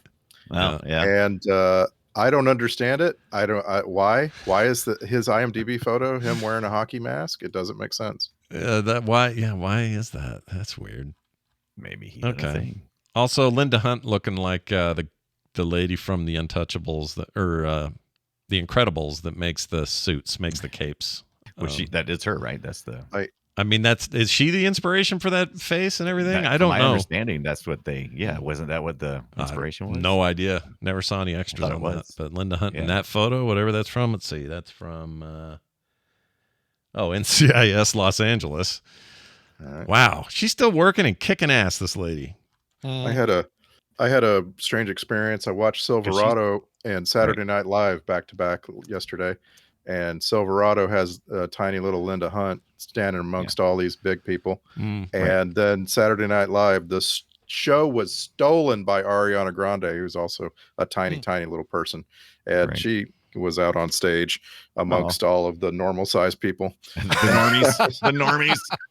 Yeah. Right. Edna Mode, Linda Hunt. Oh, yeah.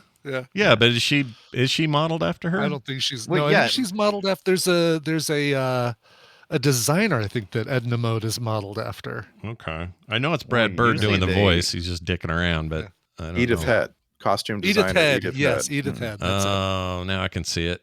There she is. She's Edith Head. Do you mind? No, she's not. It's a They Might Be Giants song about Edith Head. Okay. By the way, in our chat, and people will enjoy the reaction video from you guys if you have not seen this Jeff Goldblum thing. I've got it queued up, and it's only a few seconds long. But if you play that the clip in our chat, I will. Let's see. Hold on. Let me get some volume on it. Okay, here we go. Okay. Oh, look at him. It's me. Look at a heart. Hey. I'm fucking myself. I know, it just gets more and more like. He makes a little heart. He does a hug thing. Look at him. Now he's dancing. That's how you do it. That's amazing. National treasure. He does the hands heart upside down. It was very interesting. Does. Yeah, like he's putting it down in his belly, not where his heart is. Somebody's got a conspiracy about that. That's some kind of Illuminati symbol or some shit. Yeah. That's how that goes. Conspiracy stuff. Real quick, Linda Hunt, I also forgot how much I loved her in this, but she used to do the narration. She basically was the voice of Gaia, but she does the narration for all the God of War games up to the modern ones.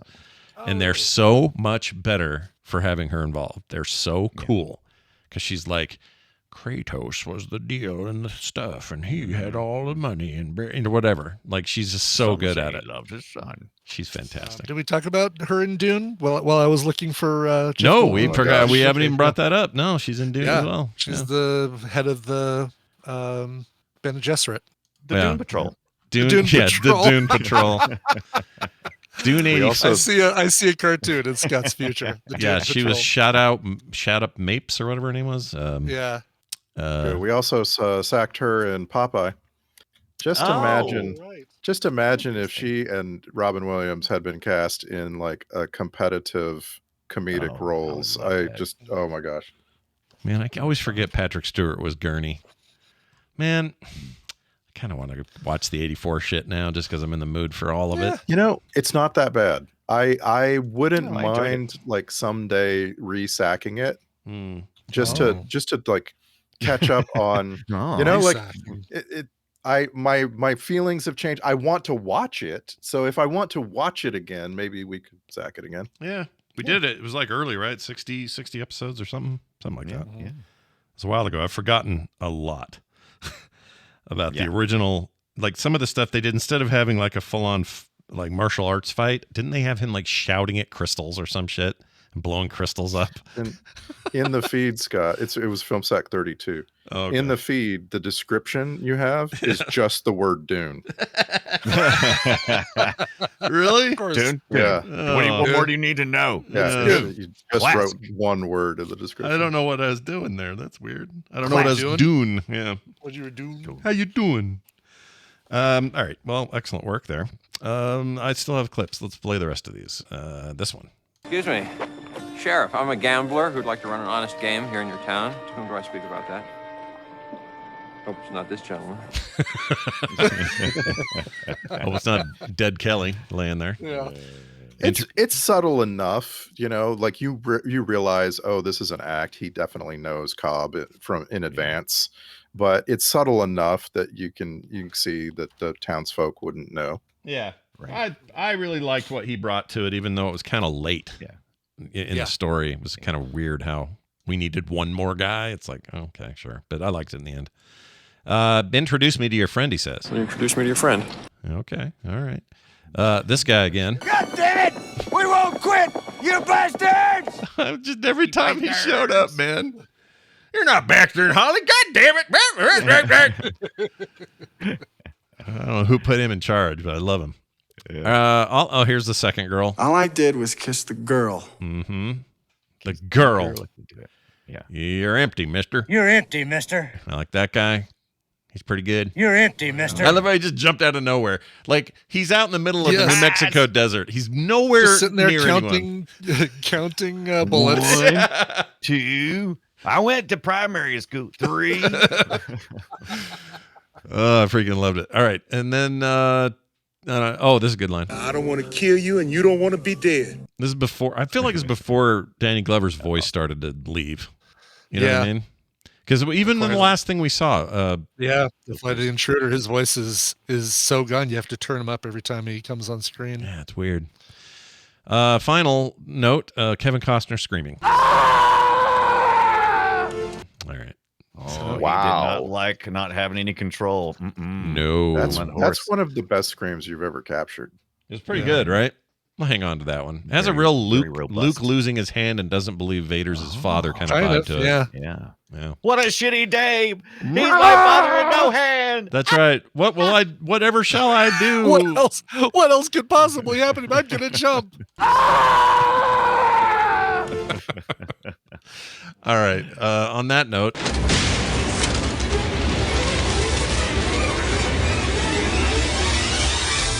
Before I do the film sack checklist, somebody asked me via email where that came from. That bumper, other than the fart at the end, that's obviously been added.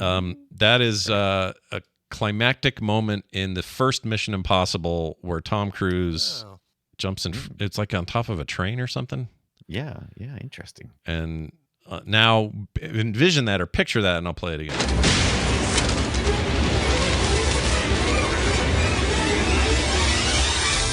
And I don't know why there's a whip in there. That little. That's not me adding that. That's in the movie. Yeah. So anyway, the fact that it ends on a major key, that's part of it too, or did that just get merged with the 20th Century Fox? No, all of that is like pure all from that. Is from that thing. Yeah, I didn't edit anything except for the fart. Wow. Okay. I always edit the fart. Okay. Must edit the fart. Yes. Must edit the spice must flow, and Scott must edit the fart. Let's move on to the film sack checklist. Shot through the long underwears. Check. Wow. The good guns were only $20 back then. Jeez, check. And finally, Jeff Goldblum keeps lots of tiny weapons in his pants. Check. Very sparkly. Very sparkly. Oh, you are going to actually have very sparkly. Star Trek connections. Randy, you'll surely know of some. One. And can you believe only one? No. Like this film, it's so packed with extras and, like small bit roles. Like it's hard to believe. It's hard to believe Brian Dennehy was never in Star Trek. Yeah. Or Shep Woolley, for that matter. Right.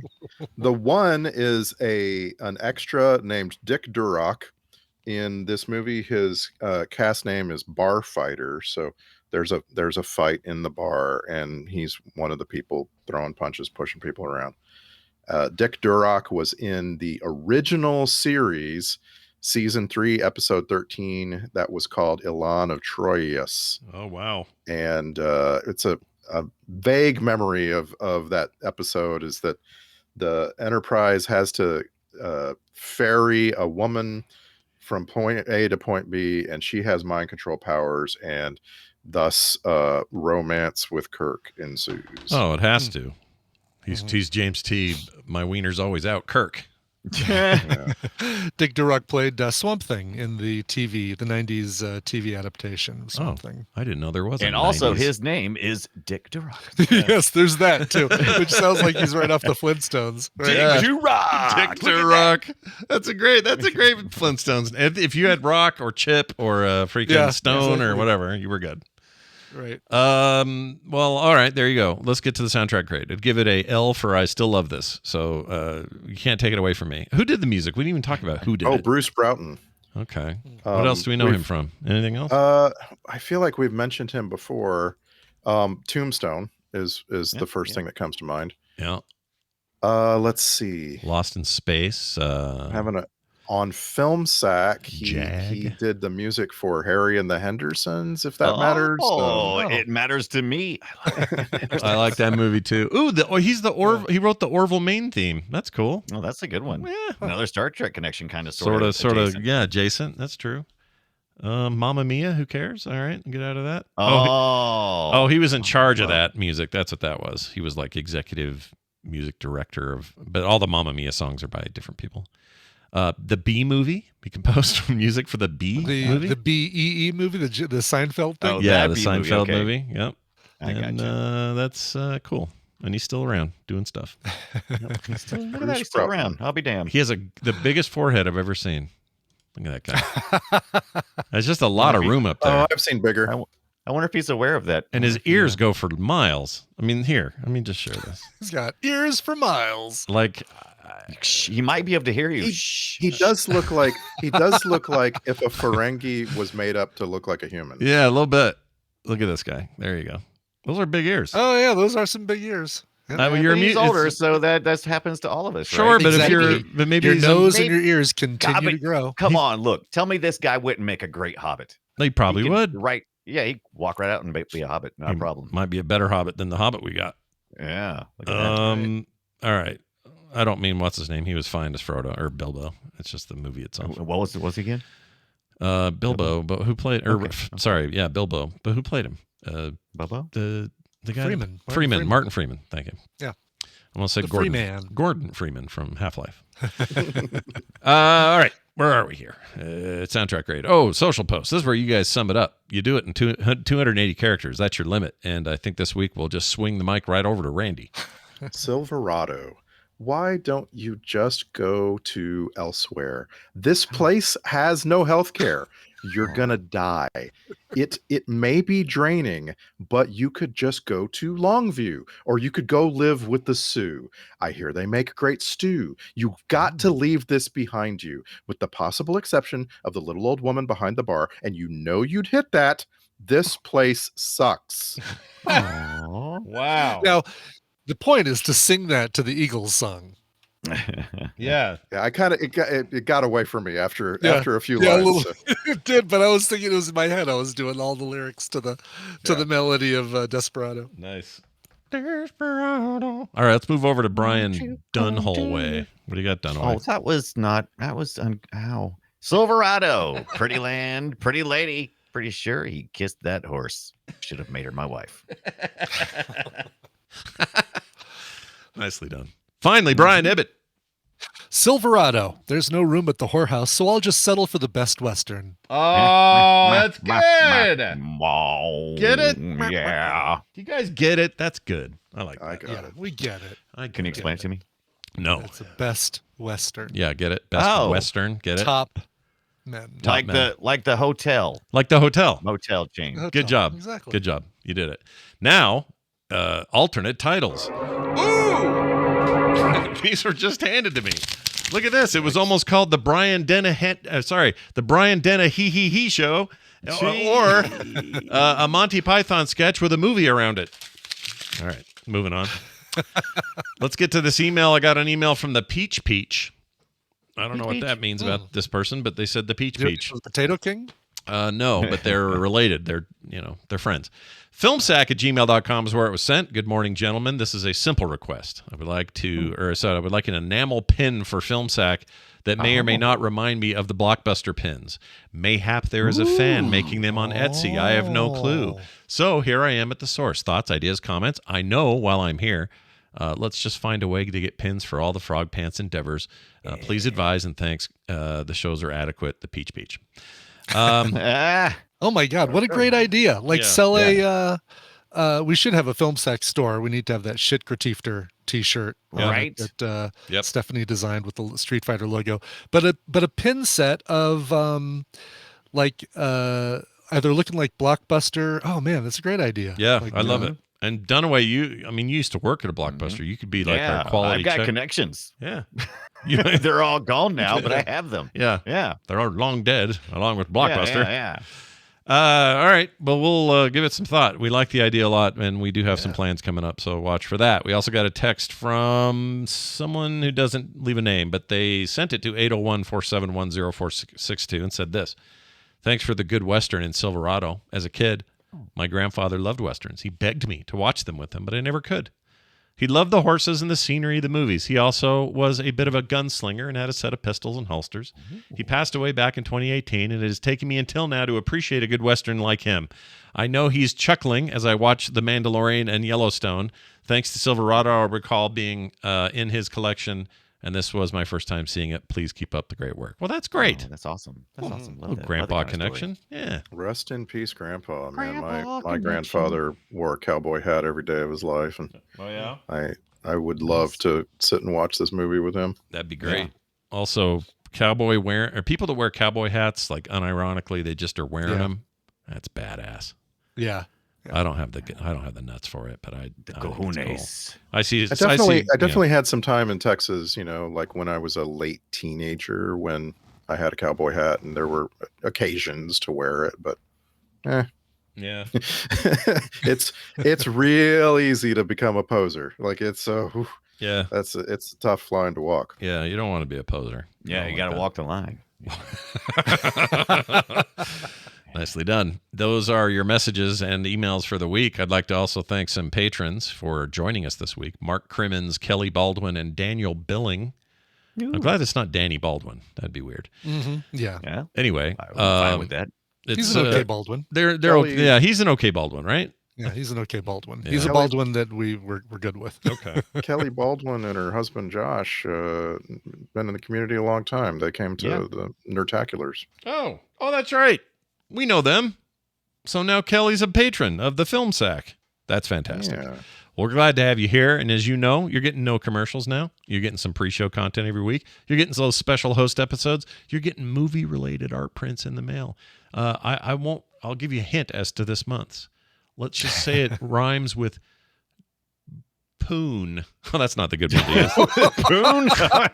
So go ahead and all right, Goon.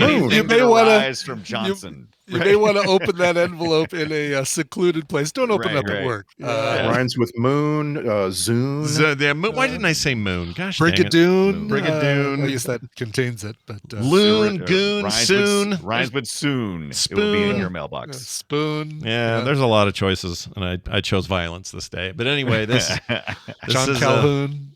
Calhoun, Dr. Calhoun, all these things. So anyway, that's happening, and also you get other cool benefits. You just go read about them. They're over at patreon.com/filmsack. Big thanks to everybody who supports us here on the show. Our next movie will be, I don't actually know. What is it? It's a Ghost Samurai Dog. Ghost Dog. Yeah. Dog. I can't wait to watch it.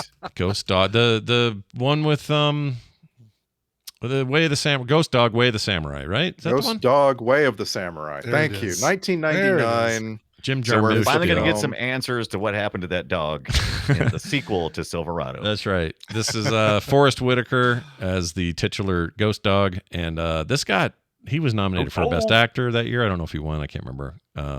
The movie was highly regarded. This is a Jim Jarmusch joint. Yeah, and I don't think we've ever sacked a Jim Jarmusch film before, so I don't think so that's either. interesting. Have we done? What am I thinking of? What am I thinking of that we may have done that we didn't? No, I don't think we have. I can't think of one. Nope, we haven't. You're right. He's still doing shit. That guy's weird. Hunted? The Hunted, maybe? No. What did we just see him in? We saw him in something where he got killed. He was acting. Right. He was playing himself, and he got super murdered in it. Super murdered. Super murdered. I'm gonna brothers. find this. It's gonna piss me off. No, you talking about Forrest Whitaker? No. No, Jim Jarmusch. Jim Jarmusch. Oh, Jim Jarmusch. He was in. Oh, What We Do in the Shadows. That was it. Of course, that's right. He was in an episode in 2022, and he was great in it. This film, Ghost Dog, it's streaming on Max. It's been something we've been kind of circling for a long time because it just sounds so weird. Yeah. You know, because it's Forrest Whitaker, and he's a mafia guy who decides to become a samurai. And it's like, what? I don't like. That sounds terrible. So we have to watch and find out. Yeah. Just based on that description alone. Yeah. Seems real interesting. I never saw it. Want to. So now we get our chance. So will you. Where's this streaming? And it's part of the Criterion collection, so you know it's got to be good. Where's this streaming? Can anyone tell me? Max. Okay. Max Plus. Sorry, you So if you could 2x speed people, you don't get that there. That's right. So if you get through watching Wonka, you can watch this. Yeah. Are we watching Wonka because it's on Max now? I want to see Wonka. I heard it was I good. love It's Wonka. worth seeing. It's very good. It's good. I liked it. I heard wonderful things about it. It's got a lot of heart, and it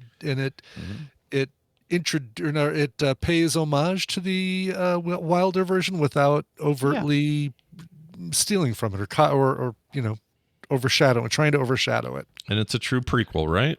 Like It's an a true actual prequel. Yes, it's canonical it prequel. All the contains things leading up to the Wonkas. It contains a musical stinger that is "Come with me and you'll be." Yeah, and it has a little. It has a little bit of music and singing in it, but it's not a freaking musical. Like some people have said, I didn't like it. It's a musical. No one told me. Right. It has music in it. Yeah, it's the not a original was a musical. musical. How could you not think this is going to be a musical? Yeah, you it's silly gonna have some person. in it. People, come on, wise up to the truth. Exactly. All right, that'll do it for Before today's show. Oh, yes, go ahead, Randy. Before we go, it is Oscars Day. Ibit, do you have any crazy picks? Oh yeah, The Oscar final. winner? No, I nothing crazy. I feel like it's nothing that I'm picking is going to be unexpected. I think Oppenheimer is going to take a majority of the major categories, with the exception of Lily Gladstone and Davon from Holdovers. Divine Joy Randolph is just so Or Divine, yeah. amazing. Yeah.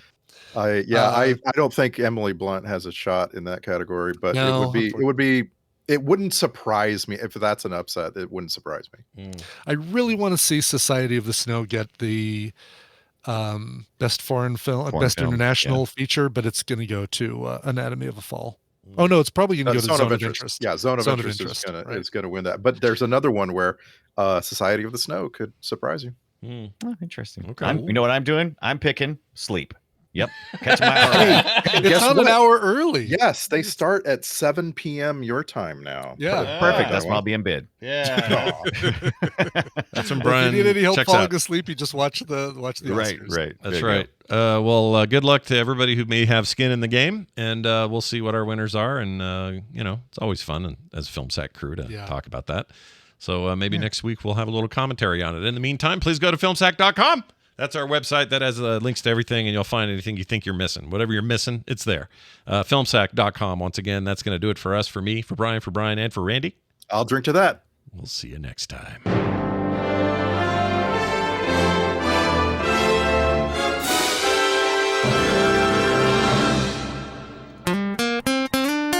Get more at frogpants.com. Didn't make her my wife. Yeah, don't make her my wife.